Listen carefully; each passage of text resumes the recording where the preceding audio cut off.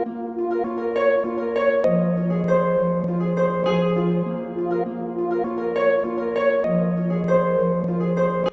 up, YouTube? It's your boy JP's on the keys, and it's two easing back another video today.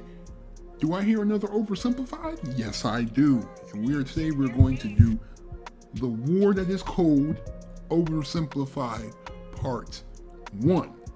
We're only gonna do Part 1 today. Part 2 will be coming out tomorrow. 10 times out of 10 it's gonna come out tomorrow. So just be on the lookout for Part 2. But I'm gonna give you some backstory. This is what I know so far. I know that the Cold War lasted from 1945 to 1991. It led to the dissolvement of communist Russia. So it turned from the USSR to the Soviet Union.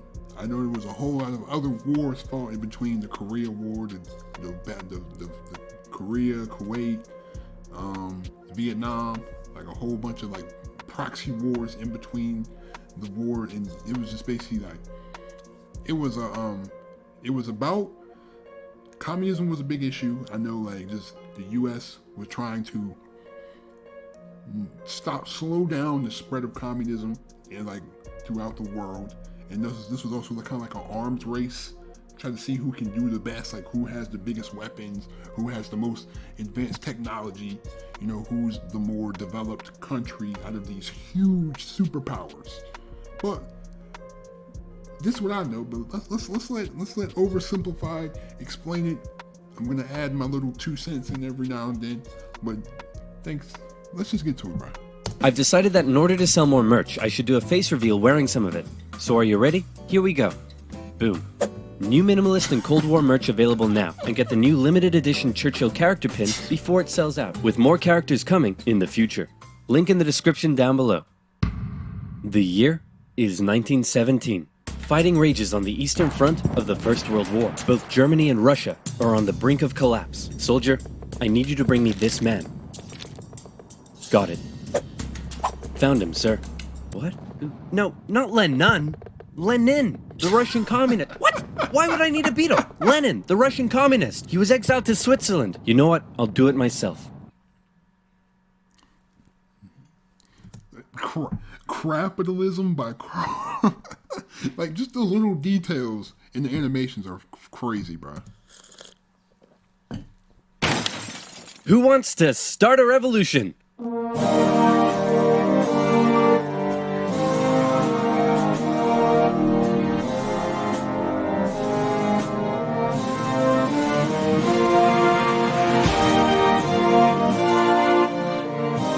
The Germans put Lenin on a train and sent him all the way back to Russia, hoping he and his mates would create an internal crisis. And create an internal crisis they did. The government was overthrown, and Lenin was in charge. He immediately pulled out of the First World War, made the country communist, started a 3-year-long civil war, got shot, broke the economy, caused a famine, and then he died. On his deathbed he said, "Hey man, tell whoever's in charge of giving people jobs not to let that jerk Stalin become the next leader. By the way, who did I put in charge of giving people jobs? That would be Stalin, sir." Stalin was a rising force in the Communist Party. He still had some opponents, but conveniently, all of them were arrested or disappeared. So that was lucky. And so Stalin took over. He implemented his 5-year plans, which transformed the country from an agriculture-based economy to an industrial one. And like Lenin before him, he reigned with terror. Anyone who dared criticize or oppose him would either be... I mean, if you're gonna be real, like, do you really think an agricultural-based economy can like work like now? Like, obviously it works in like third world countries and less developed, but now it's almost to the point where you have to be industrial because technology evolves every day. Like, there's something new coming out every day. Like, you have to be on top of this. Like China is one of our biggest like importers of electronic goods, like electronics. Like, Japan imports a lot of parts for cars, like Toyota, Honda, Suzuki, Mitsubishi, Acura. Like, all these Japanese companies do that. I mean, you got a couple of American companies, you know, the Fords, the Chevys, the Dodges. You know, so you also have some of the European companies like the Volkswagen and the BMW and the Bentley and the Lamborghini and like the Peugeot, you know what I'm saying, those type of cars.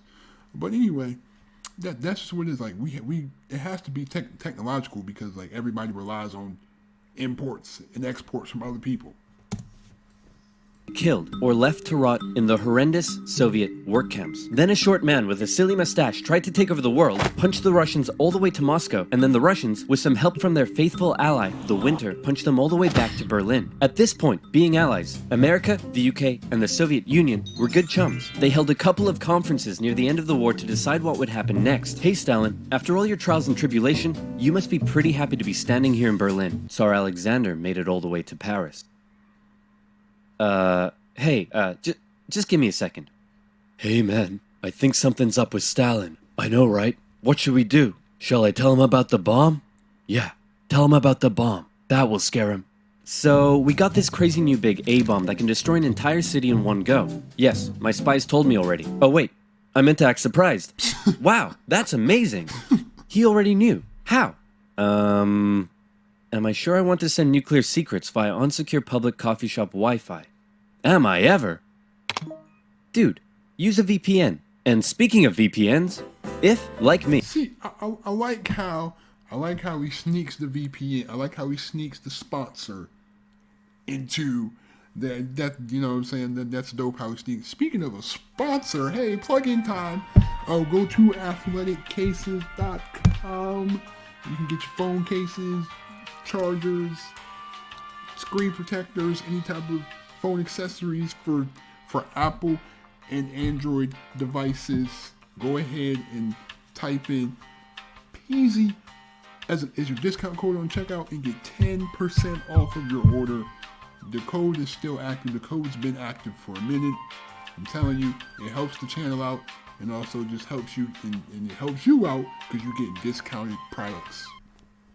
You take internet safety seriously, then you need NordVPN. NordVPN hides your online activities from outside intruders, That's dope how he used the logo as like a hairnet, like a hair. That's dope. preventing anyone from stealing your personal data and stopping your service providers selling your data to advertisers. With over 5,000 servers in 62 countries, it allows you to surf the net anonymously and securely. And it's simple to use. With just the click of a button, you can connect to a server halfway across the world, even allowing you to access streaming services from that specific territory. Say, for example, you wanted to watch a certain OverSimplified video that for some reason has been blocked in your country. With NordVPN, you can. It works seamlessly across PC, mobile, and tablet. Go to nordvpn.com/oversimplified to get an amazing 75% off. That's just $2.99 per month, with an additional month free for a limited time. So again, that's That's not a bad deal, to be honest. $3 a month, that's not that bad.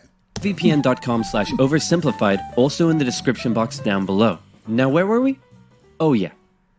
Does the A stand for atomic or ass? Then America dropped their big A-bomb on Japan, and World War II officially came to an end. Hooray! We Two won! of them. Okay, so now it's time to establish the New World Order. Stalin, you're in charge of Eastern Europe. Now, we want you to let them all hold elections. Oh yes, of course, elections. And these elections will be free and fair, right? Oh yes, certainly, free and fair.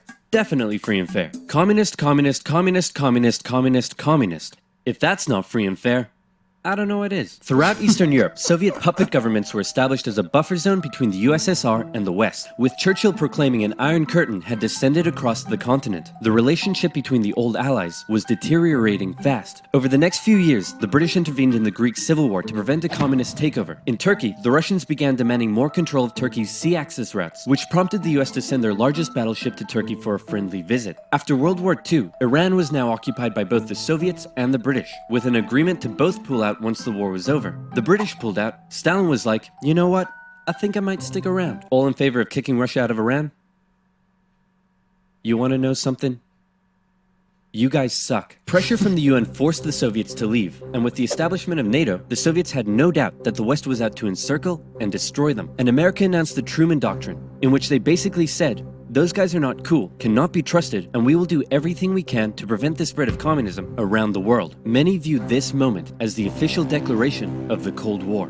Back in Europe, everyone was living in a post-apocalyptic void brought on by the Second World War. Bro, did that say rat on a stick and boiled shoes? Oh. Cities reduced to rubble, not enough food.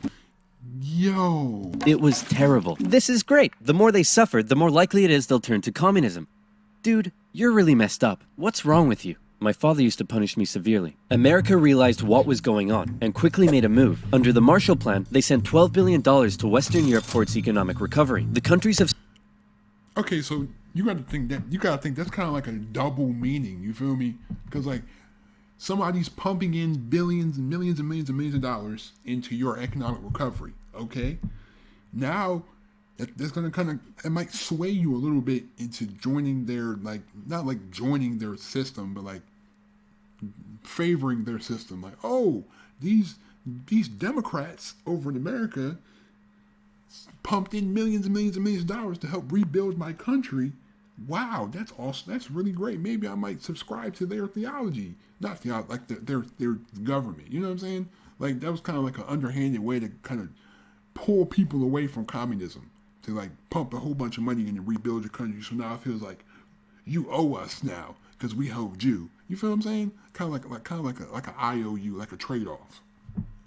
Stalin's Eastern Bloc looked on with envy. Hey, Czechoslovakia, you want to come get some economic aid? Yeah, but I have to check with my mom first. Sorry, America. I can't come. This was a full-on economic battle raging between capitalism and communism in Europe. If the West... I mean, I mean capitalism.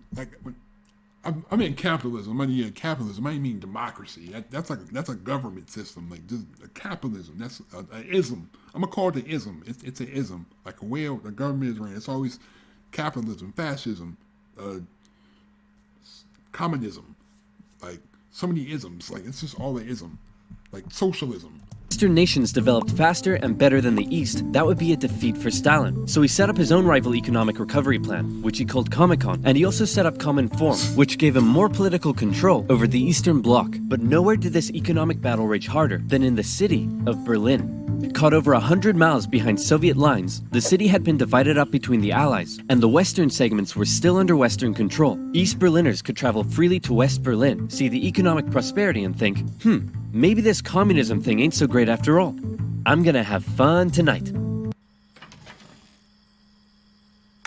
You're home late. Oh, Stalin, I was just out with my friends. Friends? You stink of capitalism! You're out engaging in imperialist debauchery again! I swear, Ivan, I can't keep doing this. Stalin wanted the West out, so he said, hey, guess what? I'm blockading all of your supply routes to West Berlin. What are you gonna do about it? I suppose we'll just fly the supplies in.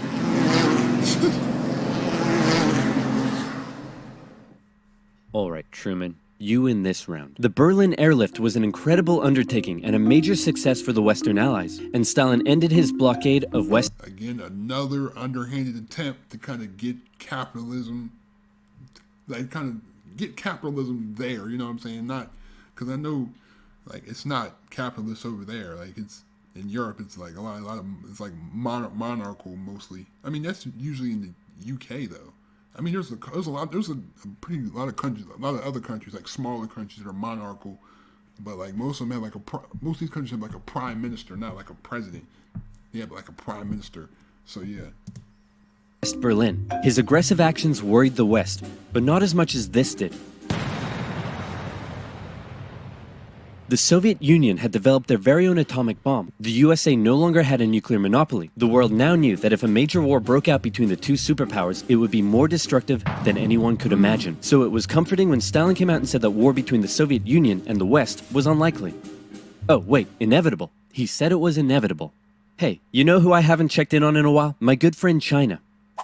Whoa, what happened to you? What happened to them was a full-blown civil war that had been going on since 1927. The People's Liberation Army, under the leadership of Mao Zedong, successfully defeated the Republic of China, who fled to Taiwan. The now communist China and the Soviet Union signed a mutual defense treaty. This was terrible news for the West. But wait. You gotta think how bad that is, because China at that time was still the most populous country in the world. If you got over 1 billion people under a communist regime, like, just think of the amount of influence that has. You got two of the biggest countries in terms of like land mass and population are both communists. You're gonna have a hard time stopping it if Russia's already bigger than the United States in land mass, and and China is like triple of the United States' population. You know what I'm saying?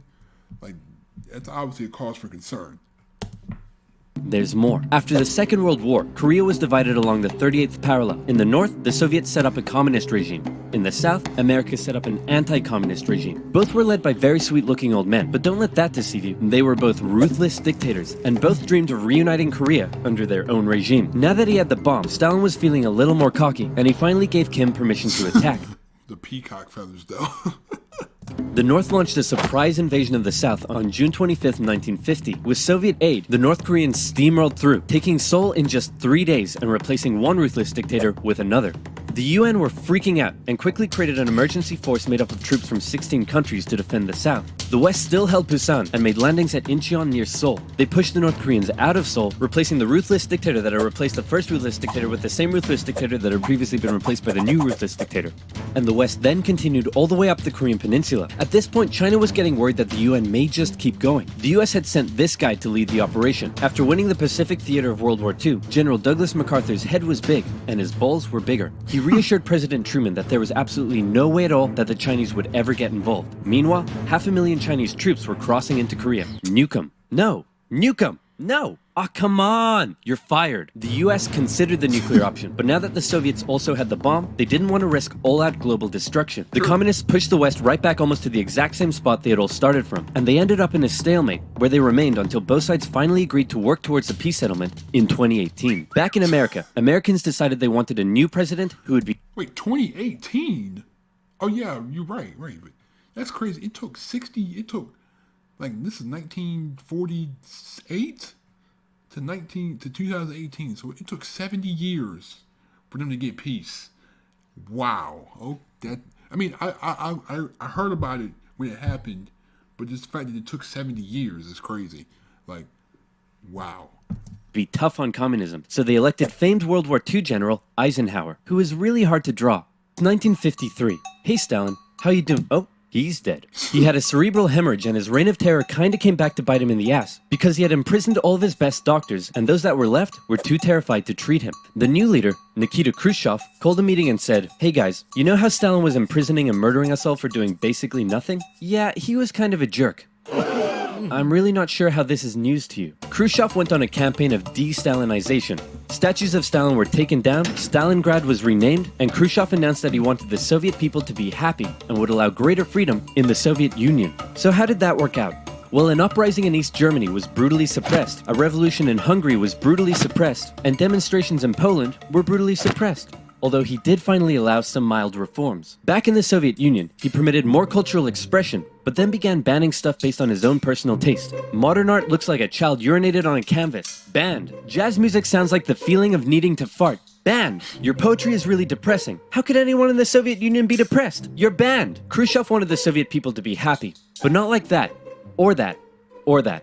Young people began enjoying abhorrent Western pop culture. Son, remove that disgusting imperialist apparel at once. Shut up, Dad. You can't tell me what to do. Well, would you look at that? Turns out he can tell me what to do. The West had initially liked the cut of Khrushchev's jib, but world events soon soured relations even more. The two sides were spying on each other a whole lot throughout the Cold War. The KGB had spies and informants in nearly every aspect of Western life and government, so much so that whenever the US tried to send spies into the Soviet Union, the KGB were usually ready to arrest them on the spot. Members of the That's crazy though. Just think about how it would be. Like how you would have to be like a spy. You know what I'm saying? Like just think of like, you know what I'm saying? Like just think of everything you have to go through to learn how to be a spy. Like that would be. I'm not saying it would be cool, but that would be a lot of hard. It would be hard work because you have to really adopt your second. You have to really adopt your spy persona. And then you have to really not look. You have to not look like weird at all. Like that. Just think that's crazy though. Manhattan Project aided the Soviet Union in acquiring the bomb. Some American officials believed they were on the wrong side. I'll sell you 3 secrets for $5 million. Okay, go ahead. The Allies are digging a tunnel under East Berlin to tap your communications. There's an American agent living at this address in Moscow, and sometimes, when I'm home alone, I like to put on my wife's dresses, sit in the corner, and cry for hours. Very interesting. In America, fear took hold during the Red Scare and the McCarthy trials. American values imploded as fear of communism collided with freedom of thought and expression, and communist kind of became a buzzword thrown around to describe anything people didn't like. Hollywood? Communist. Your next door neighbor's dog? Communist. When the grocery store cashier asks if you need a bag when you clearly can't carry 10 tubs of Baconaise in your hands? Communist. But one area in particular where the US had an edge over the Soviet Union was in its espionage technology. In particular, U-2 spy planes flew across Russia carrying out surveillance from the... It was a U2, and it had a picture of the guy from U2. Oh my God. Guys, there was a nasty incident in 1960 though, when one was shot down and Khrushchev was furious. Who the hell is this? He's a high-altitude weather enthusiast who flew off course. Okay, that sounds plausible. Wait a minute. Why does he have a gun and a poison needle? Because he's a very naughty high-altitude weather enthusiast. But much to America's concern, the Soviet Union appeared to be ahead in the space race. Everyone freaked out when Russia launched the world's first satellite, and then they actually sent a man into space. Even worse, there also appeared to be a missile gap in the Soviets' favor, and Khrushchev was so confident that he even allowed the US to set up a technology exhibit in Moscow, attended by a certain Vice President Richard Nixon. Check this out. My goodness. Richard Nixon. It's a lot. Yeah, this man was crazy. Let me just look. A fidget spinner, spider baby, hot dog, slightly larger hand whisk. A freaking telephone, yo. Talk to someone in a different room. It's like a potato, but it has a face. Like, you just look around, all this stuff is funny, bro. This is crazy. Like, just the amount of effort they put into these animations is really good. We have color TV, yes, but we've been to space and can obliterate you with our massive nuclear arsenal. Check out this vegetable peeler. Tensions increased further when both sides upgraded their atomic bombs to hydrogen bombs, and after West Germany was allowed to join NATO in 1955, Khrushchev set up the Defensive Warsaw Pact, strengthening the military ties between the Soviet Union and its satellite states. In 1960, Americans decided they wanted a new president who would be tough on communism, so they elected John F. Kennedy. The Soviet... Yo, why is that animation so ugly of Kennedy, bro? Oh my Union was advancing its technology, but it was also bleeding its coffers dry, and all of the money was going towards the military, not the people. Life under communism was still as hard as ever, and Berlin remained a thorn in the Soviet side. The contrast between the economically prosperous West and the struggling East was clearer day by day, and East Berliners were still able to freely travel to the West. Now, many of them were deciding to stay there. Millions defected. Duh, that's the most obvious choice. I mean, obviously, if you don't have the financial means to afford a place to live there, but I'm just saying, if you have the means, why would you not go there? If obviously this country is like a third developed country. This is like America compared to like some Samoan island. Then obviously you would go to the American island since it's more developed and you have a better chance of living better. To West Germany via West Berlin, causing Eastern factories to lose workers and taking a heavy toll on the economy. Soviet leaders decided this couldn't continue any longer. First, Khrushchev tried this: leave West Berlin, or else. Or else what? Or else I'll be really mad at you. Yeah, no, we're gonna stay. Listen, man, West Berlin is ours, East Berlin is yours. That's just how it is. Kennedy felt pretty good about his show of American resolve. But wait a second, did you catch that? Let's replay it. East Berlin is yours. Uh-oh, Kennedy just told Khrushchev that the USA wouldn't interfere in what the Soviets did with their section of Berlin, so Khrushchev came up with a new idea. We're gonna build a wall, and it's gonna be a big, beautiful wall, and it's gonna keep out all the Mexicans. Don't say that's wrong.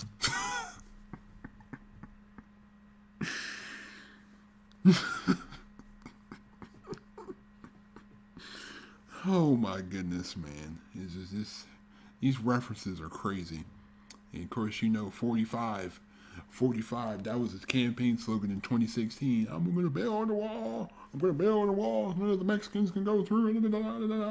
Like, it doesn't make sense. That's not, first of all, it doesn't make sense. Like economic wise, it doesn't make sense because those people from like Hispanics make up a lot of the workforce, especially like agriculturally, you know. So that wouldn't make sense for us since we wouldn't have any food or we wouldn't have anybody to work. You know what I'm saying? To strengthen the economy. Like, it would make sense if you have people that work to strengthen the economy. I would understand that people don't want to work.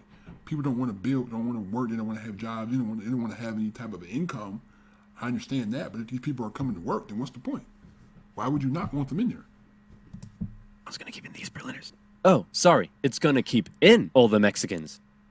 On August 13th, 1961, Berliners woke up to find their city divided into two, with barbed wire and guards blocking the border between east and west. Over time, a wall was constructed throughout the city. Families were torn apart. Thousands would risk their lives escaping over the wall, and hundreds would die trying. To the despair of Berliners, the West were unable to do anything about it. But the wall did put on full display the failure of the communist system. As Kennedy said, democracy is not perfect, but we have never had to put a wall up to keep our people in.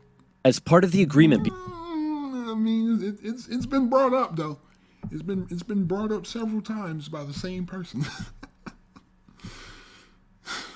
between the two sides, US diplomats were still allowed to travel to East Berlin. But suddenly, East Berlin crossing guards started giving them the business, and Kennedy was like, nah. In October, the US rolled tanks up to the crossing point at Checkpoint Charlie as a show of strength. The Soviets did the same, and the two were in a standoff. They stayed like that for 16 hours, and the world braced for nuclear Armageddon. Thankfully, though, Kennedy called Khrushchev directly and was like, hey man, this is getting way too hot. How about you back your tanks up by an inch and we'll do the same? Sounds good. Okay, how about you back your tanks up by another inch and we'll follow suit? Alright, hey, you want to do another inch? And they both very slowly inched away from the apocalypse. Phew, let's hope that's the biggest crisis of my presidency. Okay. It wasn't. Okay, but anyway, thank you again for watching. I love these videos. They're so, like, you know what I'm saying? I like learning. You know what I'm saying? I like if you want to watch something, you either want to learn from it or you either want to be entertained or you want to learn from it. You know what I'm saying? Like I can learn a little bit from I can learn a lot actually from these oversimplified videos. Part 2 is definitely coming out tomorrow, so definitely stay tuned for that. Thanks again for watching.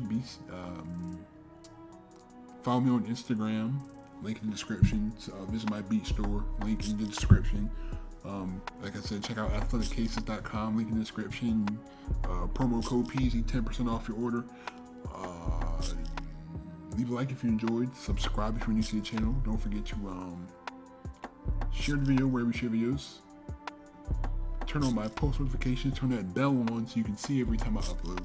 But anyways, stay safe again during this quarantine, during this self-isolation.